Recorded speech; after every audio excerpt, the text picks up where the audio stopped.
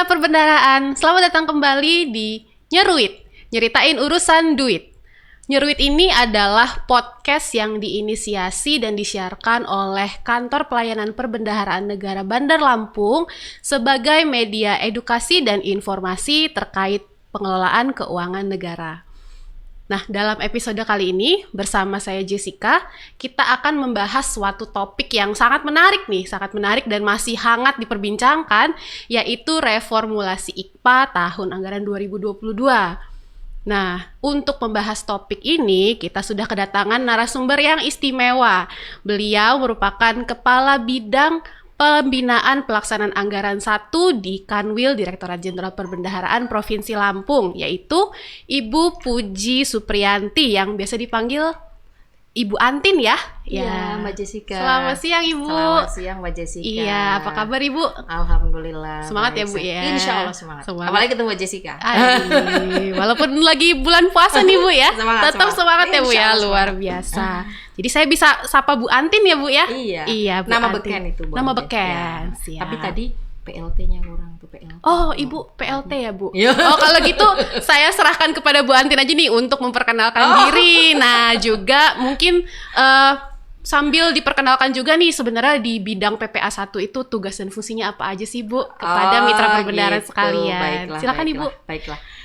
Jadi saya ini kebetulan siang ini dapat kesempatan nih, dapat giliran nemani Mbak Jessica dan tim KPPN Bandar Lampung di acara Nyeruit ini yang sangat-sangat luar biasa.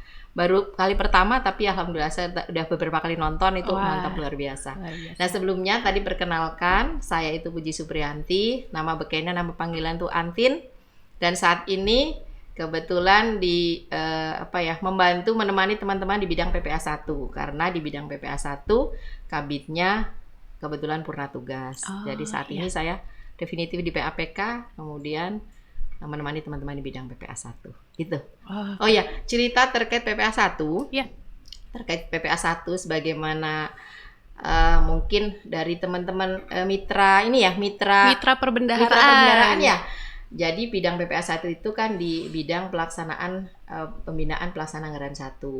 Beberapa tugas yang dilaksanakan di sana itu ya tentunya itu melakukan pembinaan, kemudian bimbingan teknis, kemudian monitoring evaluasi di bidang pelaksanaan anggaran. Juga termasuk di bidang penganggaran, kemudian juga PNBP, dan juga terkait nanti pelaksanaan review pelaksanaan anggaran, termasuk kinerja pelaksanaan anggaran pemerintah pusat. Nah, itu tugasnya tuh Mbak Jessica ya. Iya, Bu. Nah, dari tugas tersebut ini kita punya beberapa fungsi. Nah, antara lain itu fungsinya di bidang PPA 1 ya tentunya antara itu menyiapkan bahan-bahan terkait revisi DIPA, dokumen revisi DIPA. Kemudian terkait kegiatan Monef PNBP, kita juga penyiapan bahan Monef PNBP, kemudian penyiapan bahan Monef BLU, dan kemudian juga pelaksanaan evaluasi pelaksanaan anggaran, termasuk review pelaksanaan anggaran, baik termasuk juga itu kegiatan spending review. Itu antara Mbak Jessica. Wah. Kalau barangkali yang belum kenal dengan PPA 1. Iya, terima kasih Bu. Iya. Jadi itu ya mitra perbendaharaan tugas dan fungsi di bidang PPA 1. Berarti Bu Antin ini luar biasa sekali ya membawahi definitifnya di bidang PAPK ya Bu ya, tapi juga menjabat sebagai PLT di bidang PPA 1. Luar biasa Ibu. Nah, berarti pas banget ya ini mitra perbendaharaan kita mengundang Bu Antin nih untuk berbincang-bincang soal IKPA tahun 2022 nih Bu. Gimana Bu?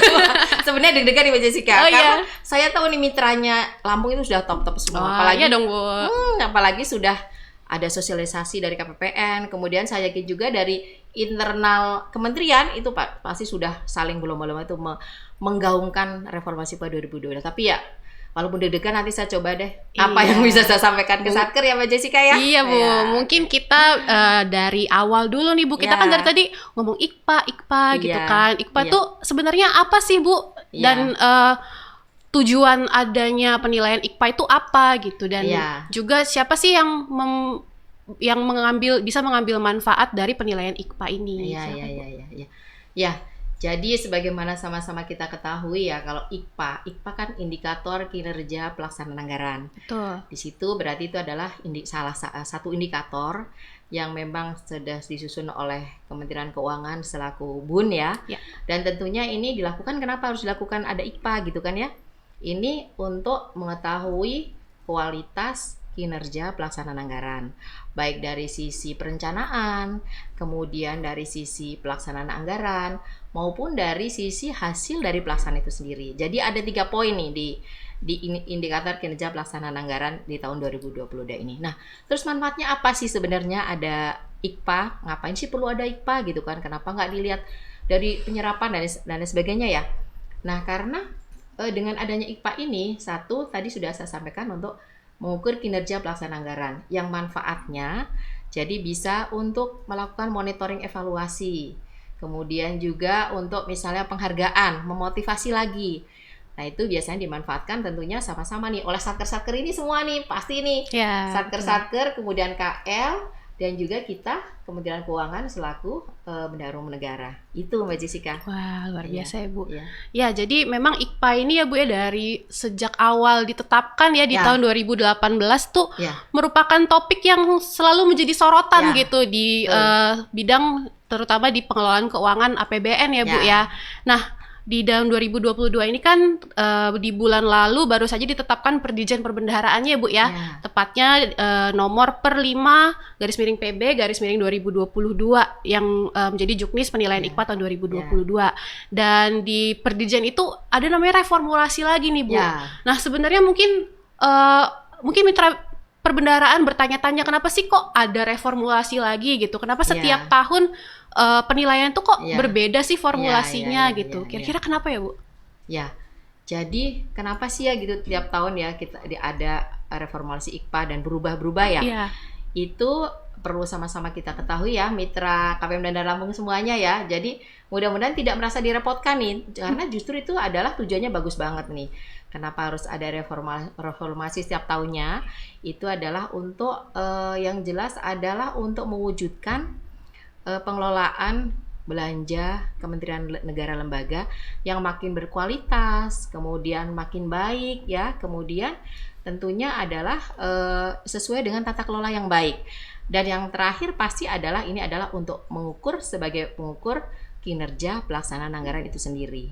Jadi itulah tadi empat kenapa kok selalu ada reformasi IKPA gitu kan, tiap tahun berubah gitu ya. Itu seperti itu Mbak Jessica. Oh ya, jadi reformulasi IKPA itu juga ada terus karena memang setiap tahun APBN ini juga berubah-berubah ya Bu ya, tujuannya dan juga fokusnya ya. Jadi di tahun ini fokusnya adalah seperti yang Ibu bilang tadi, meningkatkan kualitas belanja ya Bu ya. Oke, luar biasa. Nah mungkin hari ini pembicaraan kita mengenai IKPA ini kita pengen tahu nih sebenarnya pasti kan di KL atau di Satker berlomba-lomba nih ya Bu ya, untuk mencapai IKPA yang baik gitu kan. Semuanya mau mendapat IKPA yang baik gitu. Nah mungkin dari Bu Antin nih kan kita ada tadi Bu Antin sudah memberikan 3 aspek indikator kinerja ya atau IKPA, yaitu yang pertama kualitas perencanaan anggaran, kemudian yang kedua kualitas pelaksanaan anggaran dan juga kualitas hasil ya Bu ya. Ini dari aspek aja deh kelihatan ya Bu ya, bahwa fokusnya adalah kualitas ya Bu ya, kualitas belanja. Nah kita mungkin bahas satu-satu aja ya Bu ya. Dari yang pertama nih Bu, yaitu aspek kualitas perencanaan anggaran ya Bu ya. Pastinya kalau kualitas perencanaan itu kan yang menentukan kualitas pelaksanaan juga ya Bu ya. Nah ada 2 indikator nih Bu, yaitu yang pertama revisi DIPA dan yang kedua deviasi halaman DIPA. Nah hal-hal apa saja nih Bu yang penting untuk diperhatikan oleh Satker? Ya, jadi betul nih Mbak Jessica ya, tadi kan walaupun kita sekarang sudah berada di 2022 ya, kan memang walaupun ada perbedaan yang kemarin ada 4 aspek, sekarang 3 aspek. Ya, betul. Kemarin 13 indikator, sekarang 8 indikator. Nah mudah-mudahan dengan reformulasi IKPA yang sekarang, nih Satker nih teman-teman mitra Bandar Lampung khususnya nih ya, ini makin bagus lagi, yang kemarin sudah bagus, sekarang makin bagus lagi. Nah tadi terkait yang indikator yang pertama, aspek pertama itu kan aspek dari sisi perencanaan. Nah itu ada 2 indikator. Tadi revisi DIPA dan deviasi halaman 3 DIPA. Betul. Nah, ini saya yakin deh Satker mitra KPM Bandar Lampung ini sudah tahu nih triknya seperti apa sih gitu kan ya. Karena kalau yang pertama itu kan terkait revisi DIPA. Revisi DIPA karena di sini sekarang kan di aspek perencanaan hanya ada 2 indikator dengan beban dengan bobotnya itu 20%. Ya. Sehingga masing-masing itu punya bobot 10%. 10%. Nah, deviasi halaman 3 yang tahun lalu 5%, nah sekarang kan jadi naik ke 10%. Oh iya. Makanya ini nggak boleh disepelekan ya. Dikesampingkan. Yang pertama terkait revisi. Revisi itu bagaimana satuan kerja itu betul-betul pelaksanaannya sesuai dengan perencanaan. Dilihatnya dari mana? Itu dari revisi yang diajukan ke Kanwil atau sesuai jenis kewenangan dari revisi itu sendiri. Betul. Nah, yang mempengaruhi yang apa nih? Ini adalah yang mempengaruhi penilaian IKPA dari aspek perencanaan dari indikator tadi yang revisi itu adalah revisi dengan pagu tetap. Jadi untuk dapat mendapatkan hasil maksimal itu Satker dibolehkan, maksudnya maksimal itu 1 kali revisi dalam 1 triwulan. Jadi hati-hati nih sobat KPN Bandar Lampung nih. Nah, ini revisi ini tidak termasuk misalnya ada kondisi misalnya refocusing, itu tidak. Oh, tidak termasuk tidak, ya, Bu ya? Tidak, hanya ada 14 jenis revisi yang mengakibatkan nilai IKPA-nya itu terpengaruh oleh indikator revisi itu sendiri. Jadi diingat-ingat nih ya sobat KPN Bandar Lampung dan sobat semuanya. Jadi revisi itu maksimal diperkenankan 1 kali revisi dalam 1 triwulan. Tapi ini di luar revisi administratif. Jadi jangan sampai ada kepikiran, aduh saya padahal mau revisi halaman 3 DIPA juga. Itu berbeda. Oh, berbeda ya, Bu ya. Jadi untuk yang revisi sudah jelas ya. Jadi 1 kali revisi dalam 1 triwulan. Kemudian deviasi halaman 3. Nah, ini sekarang kesempatan nih, sebenarnya kan deviasi halaman 3 itu bagaimana kesesuaian antara rencana dan realisasinya. Betul. Gitu kan ya? Ya. Nah, selama ini kan untuk tiap triwulan ini sudah terukur bagaimana deviasinya seberapa dan akhirnya nilainya berapa untuk indikator dari deviasi halaman 3 DIPA. Betul. Nah, ini kesempatan sekarang karena mumpung untuk triwulan 1 ini barangkali yang belum tahu ya. Untuk deviasi halaman 3 kan agar berpengaruh terhadap nilai indikator dari deviasi halaman 3 itu harus diajukannya ke Kanwil adalah maksimal hari ke-10. Ya. Hari ke-10, hari kerja ke-10 ya. Jangan sampai karena kalau di kami di Kanwil kan tidak ada batasan, dalam arti gini. Oh, kapan aja kita ngajuin revisi halaman 3 DIPA Kanwil diproses kok. Memang betul diproses. Jadi revisi halaman 3 DIPA kapanpun disampaikan ke Kanwil itu dengan dokumen lengkap, persyaratan lengkap, itu pasti diproses. Tapi ingat, yang berpengaruh terhadap hasil IKPA untuk maksimal itu adalah yang diajukan 10 hari kerja di triwulan awal. Nah, ini ada kesempatan. Di triwulan 1 kan masih ada relaksasi walaupun sudah dihitung. Betul. Nah, nanti jangan lupa nih teman-teman sobat KPPN nih semuanya. Nanti kan ini berarti untuk triwulan 2 maksimal diajukan revisi halaman 3 DIPA adalah tanggal 14 April kalau nggak salah nih. Pokoknya hari kerja ke-10 di bulan pertama triwulan bersangkutan. Kan triwulan pertama kan April. Kalau dulu zaman tahun sebelumnya tuh justru di akhir bulan, di bulan terakhir di triwulan bersangkutan. Gitu Jadi ya, Satker cenderung menyesuaikan dengan realisasi yang ada. Nah, sekarang nggak bisa. Sekarang harus betul-betul pelaksanaannya sesuai dengan perencanaannya.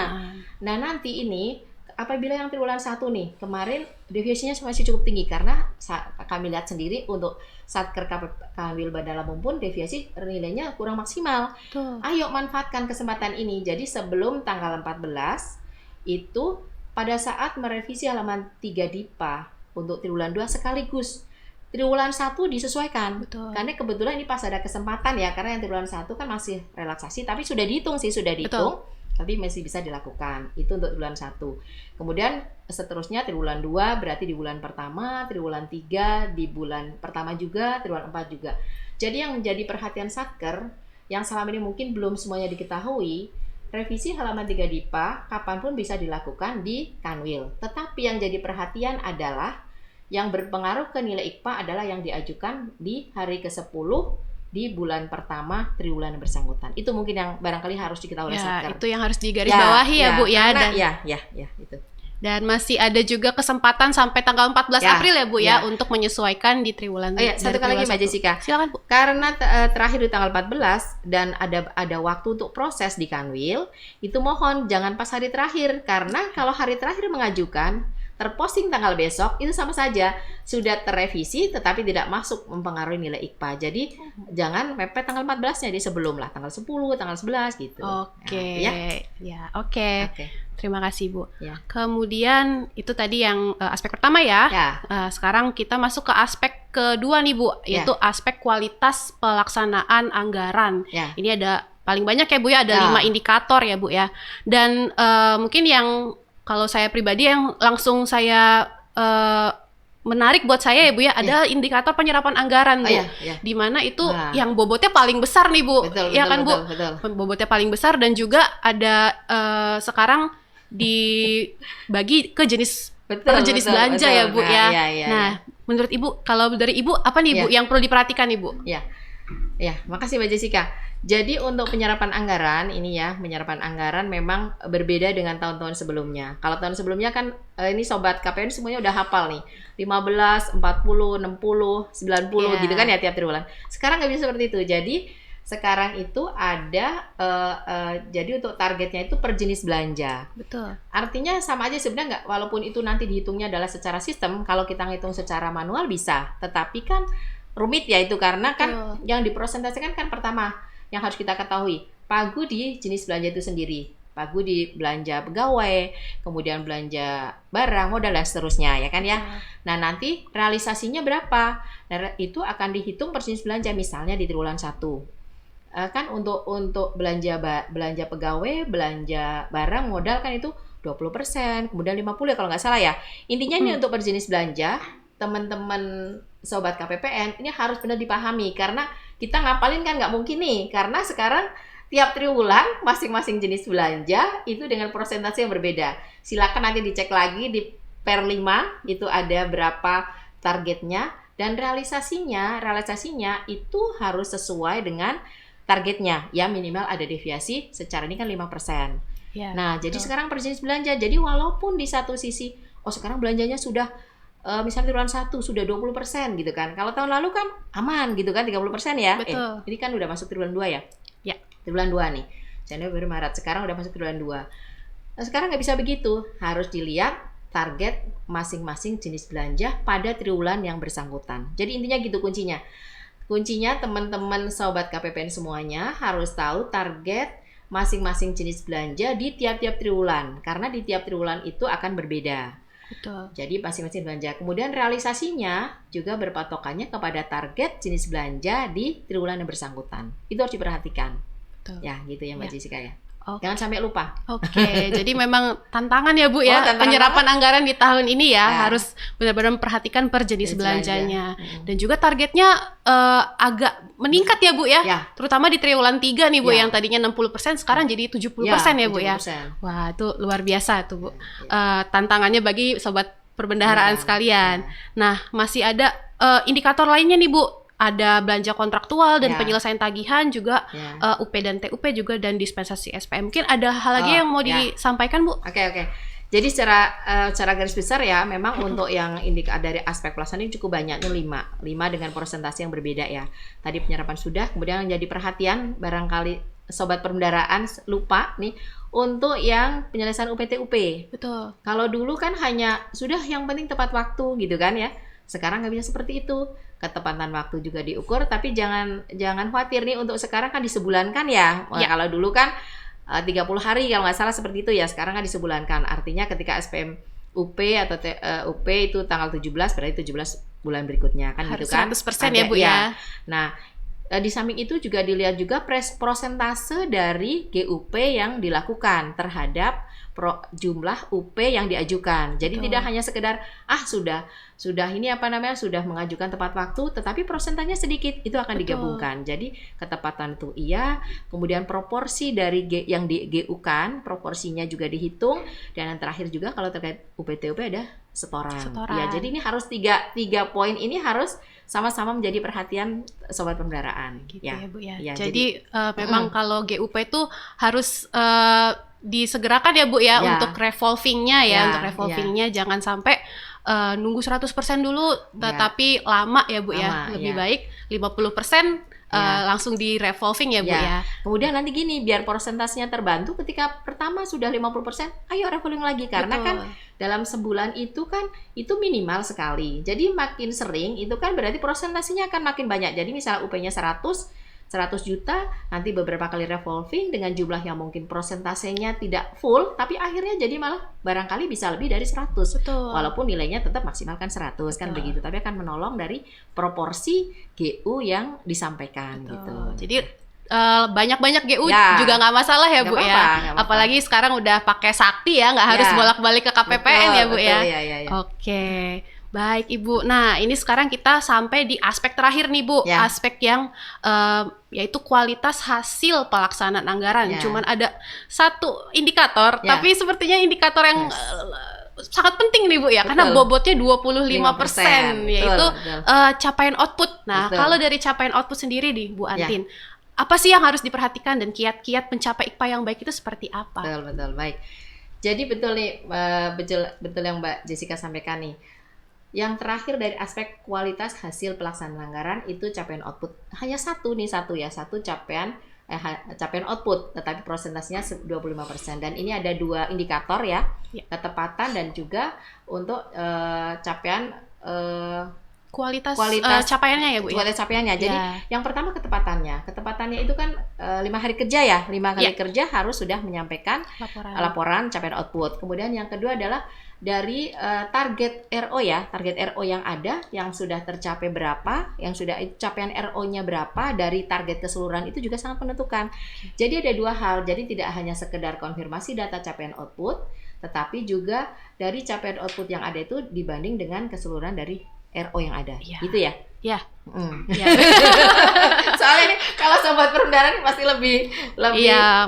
oke lah, karena hari-hari kan di ini ya yang hari-hari bertemunya dengan itu aja gitu kan, Betul. jadi lebih ini lagi. Berarti yang penting dimonitoring terus ya Bu ya, Betul, terutama betul. Jangan para PPK ya Bu, Ya. terutama untuk memonitoring terus ketercapaian output. Betul. Baik. Nah, ini kita sudah membahas semua nih Bu. Ya. Semua output ini. Nah Bu, kan kita sudah membahas nih Bu semua indikator yang ada di IKPA Ya. Reformasi tahun 2022 ini. Ya. Nah mungkin bisa ditambahkan lagi kan nih Bu, kiat-kiat lagi, kiat-kiat lainnya untuk mencapai IKPA, terutama nih di aspek yang paling besar bobotnya ya, Ya. di pelaksanaan nih Bu, Ya. yang bobotnya 55% gitu. Ada yang mau Oke. ditambahkan lagi Bu? Oh iya. Jadi untuk yang dari aspek pelaksanaan anggaran, yaitu karena sebenarnya ada 5 indikator. Nah, ini menambahkan sedikit ya Mbak Jessica ya. Ya. Yang terkait kontraktual kan tadi belum kita singgung ya tadi ya. Oh iya Bu. Nah, ya. Nah, yang pertama yang terkait kontraktual. Ini kontraktual kan kalau barangkali di tahun kemarin Bapak Ibu, yang penting 5 hari kerja sudah didaftarkan Betul. aman gitu kan. Nah, ini enggak. Ini tidak hanya ketepatan, tapi ada kepatuhan atau ketepatan, tapi ada juga akselerasi. Alasannya seperti apa gitu kan? Yang pertama, ketika kontrak kemarin sudah dilakukan penandatanganan kontrak sebelum tanggal 1 Januari, itu nilainya akan maksimal. Tapi ini kan sudah lewat nih, ya. Kemudian masih ada lagi harapan nih. Kemudian kalau yang kontrak untuk belanja modal nih, 30 juta sampai 200 juta ya. 50 juta sampai 50 juta 200 juta ya, Bu? sampai 300 juta. Nah, kalau kontraknya ditandatangani kemarin triwulan 1, ini sudah masuk tahun berjalan nih, Betul. tapi triwulan 1 itu nilainya akan maksimal, tapi jangan khawatir lagi. Ini kan masih triwulan 2. Ayo yang pada punya alokasi dana cukup besar khususnya yang akan dikontrakkan ke pihak ketiga, nggak usah nunggu-nunggu sampai akhir tahun atau nunggu triwulan 3. Segera dilakukan kontraknya di triwulan 2. Karena ini akan berpengaruh kepada nilai akselerasi kontrak ini. Betul. Kalau triwulan 1 tanda tangan kontraknya tadi 100 nilainya. Kalau di triwulan 2 itu 90. Kemudian triwulan 3 80 dan terakhir triwulan 4 70. Ini Betul. untuk belanja modal dengan nilai 50 juta sampai 200 juta. Betul. Nah itu. Jadi ini masih ada kesempatan nih sobat perbendaharaan semuanya yang pada punya alokasi dana besar nih. Kemudian terkait bobot nih, kadang-kadang mungkin ada pertanyaan dari sobat perbendaharaan nih. Wah, saya ada 8 indikator tidak sepenuhnya ada Ya. gitu kan. Itu nggak usah khawatir karena di sini ada pembobotan yang artinya yang memang semuanya ada aspek dan indikatornya lengkap, nilainya 100. Tidak semuanya ada indikatornya, itu kan nilainya di bawahnya. Ya. Tetapi nanti di hitungan akhir nggak usah khawatir. apabila tadi semuanya indikator yang ada misalnya dari 8 hanya ada 7. Betul. Itu nggak usah khawatir, sepanjang semuanya sudah diupayakan maksimal, nilainya tidak akan kalah dengan yang bobotnya 100. Oke. Kan gitu. Itu aja Berarti sih. yang satker yang misalnya tidak punya kontrak Ya. nggak perlu maksa-maksain ada kontrak ya Bu ya. Tadi malah merugikan juga kan? Iya, Jadi betul. malah ya. Terus satu lagi Mbak Jessica nih, Ya, Bu. dispensasi SPM nih, walaupun kayak sepertinya sepele dari sekarang mungkin belum kebayang, Iya. tetapi nanti di akhir tahun adalah penentunya dari awal tahun. Jadi benar-benar dijaga, jangan sampai ada dispensasi SPM. Walaupun sampai tahun kemarin sama-sama kita rasakan nih cukup banyak nih dispensasi Masih dari banyak Satker, ya, Bu. iya. Dan mudah-mudahan di tahun ini zero dispensasi. Mudah-mudahan. Tidak hanya zero retur, zero dispensasi. Itu aja sih, ya. Mudah-mudahan. Oke, terima Ya. kasih Ibu atas tambahannya. Ya. Nah, mungkin kita sudah mendekat dengan penghujung acara nih Bu. Ya. Nah, mungkin apakah ada closing statement atau pesan untuk mitra perbendaharaan mengenai reformulasi IKPA tahun 2022? Baik Mbak Jessica. Untuk closing statement ya, sobat perbendaharaan semuanya dimanapun berada, khususnya mitra Bendahara Lampung, capaian IKPA kita semua di tahun 2021 sudah sangat bagus. Dan di tahun 2022 ini dengan indikator yang berbeda, insya Allah semuanya akan bagus. Tetapi perlu diperhatikan, apa yang harus kita lakukan itu sebenarnya hanya ada dua kunci. Satu adalah sinergi, koordinasi, kerjasama, baik internal maupun dengan pihak eksternal. Internal artinya di internal Satker itu sendiri, dari bagian pelaksanaan dengan bagian perencanaan, atau bagian lainnya, karena ini sangat menentukan. Koordinasi internal Satker itu sangat menentukan hasil capaian IKPA Satker bersangkutan. Kemudian koordinasi juga sinergi dengan eksternal, baik itu dengan KPPN, Kanwil, maupun vertikal kementerian itu sendiri. Jadi itu yang pertama, koordinasi sinergi itu harus tetap dijaga, karena semua ini akan menentukan hasil capaian IKPA yang maksimal. Yang kedua adalah pemahaman, penguasaan terhadap aturan-aturan maupun regulasi. Karena mana mungkin kita mau bisa mencapai hasil maksimal kalau untuk aturannya sendiri itu kita tidak paham. Jadi seandainya sampai saat ini masih ada yang belum jelas, silakan bisa menghubungi HCSO HCSO KPPN Bandar Lampung. Jadi ada dua itu saja closing statement-nya, yang artinya dengan dua kunci itu insya Allah semuanya menjadi satker-satker terbaik kinerja pelaksanaan anggaran di tahun 2022. Luar Itu saja. biasa. Terima kasih Bu. Mungkin kalau saya bisa menyimpulkan ya Bu ya, Ya. tadi ya perbincangan kita hari ini, Ya.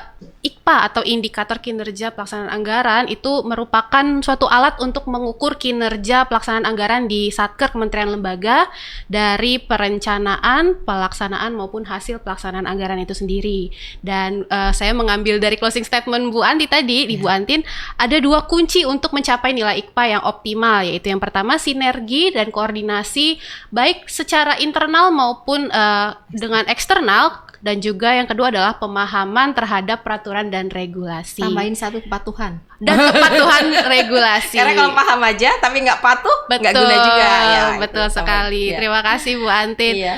Terima kasih banyak ya Bu atas Sama-sama. kesediaannya untuk berbincang-bincang dan hadir di KPPN untuk berbincang-bincang di podcast Nyeruit. Ya. Semoga Ibu sehat-sehat ya Bu ya. Sama-sama, Tetap amin, semangat amin, dalam amin. menjalankan tugas Amin, dan menjalani amin, amin. bulan puasa nih Bu. Sama-sama Iya. juga, sukses juga buat Mbak Jessica, Iya, sukses terima buat KPN kasih. Bandar Lampung, sukses buat sobat perbendaharaan semuanya. Oke, baik. Nah, itu tadi perbincangan kita yang sangat luar biasa menarik dengan Bu Antin soal reformulasi IKPA tahun anggaran 2022. Nah, semoga episode Nyeruit kali ini memberikan manfaat bagi mitra perbendaharaan semua untuk melakukan atau mengelola keuangan APBN yang lebih optimal. Nah, saya Jessica, pamit undur diri, sampai jumpa di episode Nyeruit berikutnya. Salam perbendaharaan!